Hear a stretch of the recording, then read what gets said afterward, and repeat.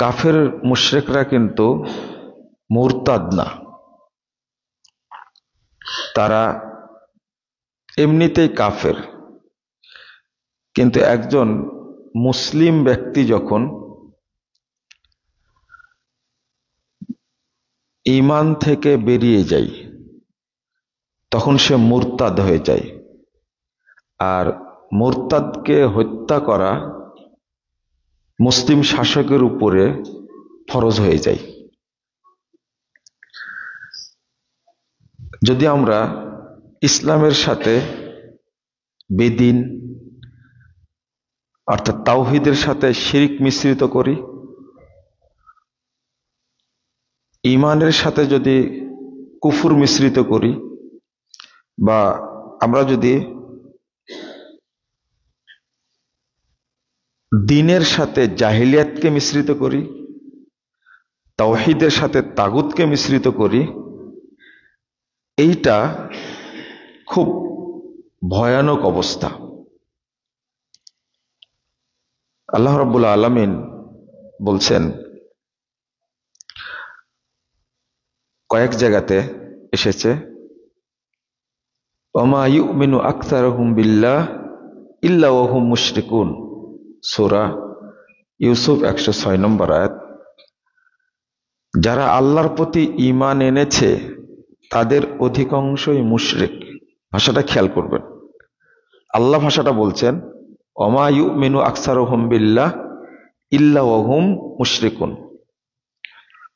যারা ঈমান এনেছে আল্লাহর প্রতি তাদের অধিকাংশই মুশরিক। কথাটা আমার না, আপনারও না, রাসূলেরও না, এই কথাটা সরাসরি আল্লাহর। আল্লাহ বলছেন। তারপরে সূরা রোমের মধ্যে 8 নম্বর আয়াতে আল্লাহ বলছে, ওয়া ইন্না কাসীরাম মিনান নাস বিলিকাই রাব্বিহিম লাকাফিরুন।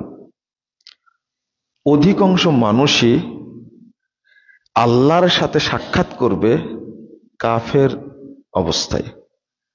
মানে কাফেররা তো রব বলে আল্লাহকে স্বীকার করে না, যারা আল্লাহকে রব বলে স্বীকার করে তারাই আল্লাহর সাথে সাক্ষাৎ করবে কি অবস্থায়? কাফের অবস্থায়।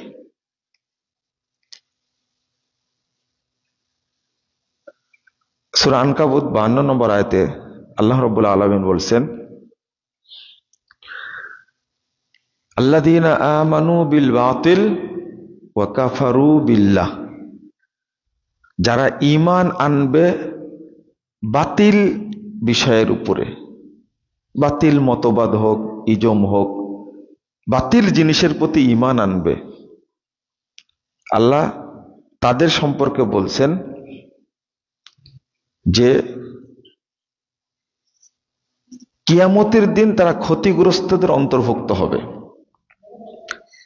তাহলে